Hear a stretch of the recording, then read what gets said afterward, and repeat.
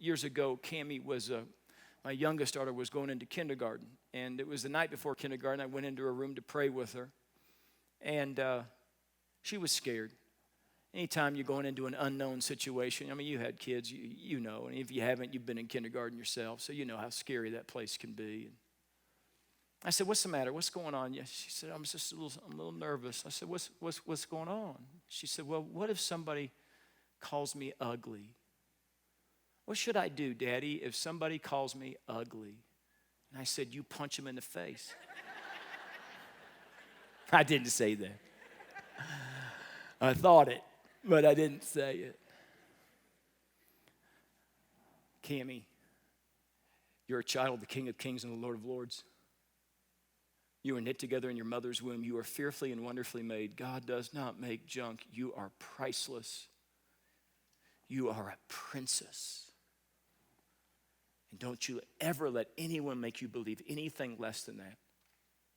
God's opinion always trumps what anybody else says. And God is so head over heels in love with you that he sent his son to die for you. But he did not stay dead, but he rose again from the dead. And do you know why he did that for you, Cammie? Because he wants to spend forever with you. He'll never leave you. He'll never forsake you. So don't you dare fear what someone else has to say. You live your life for him and him alone.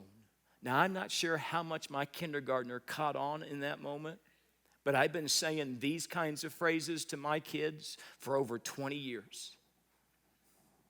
And even when they didn't want anything to do with it, you keep praying it. You keep modeling it.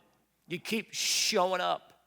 You let them know that Jesus to you is more than just 1 hour on the weekend kind of a thing, that he means everything to you, that he is the be-all, end-all of our lives, and that we live our life one day to hear him say, well done, good and faithful servant, and that nothing else matters except for that.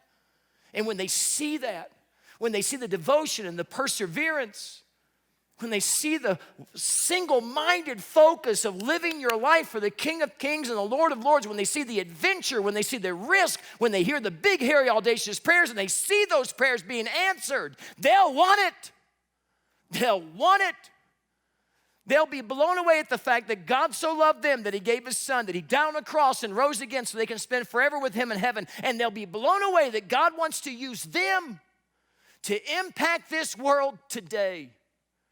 Parents, we're in trouble when our kids are more concerned about what everybody else is saying about them and everybody else is thinking of them, and they're not thinking anything about Jesus. And so at some point in time, we got to start. We got to start reading the Bible together. We start praying together. We got to start showing our faith and talking about our faith.